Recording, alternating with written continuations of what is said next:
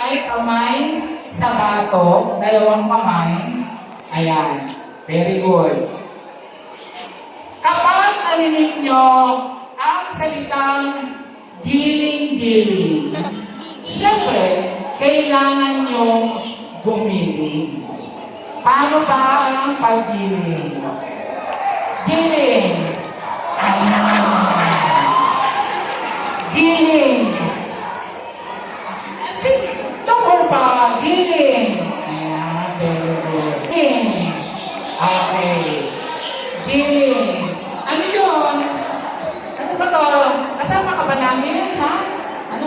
Meron ako mga pinagdadaan. Naman sa ano, paano tumili?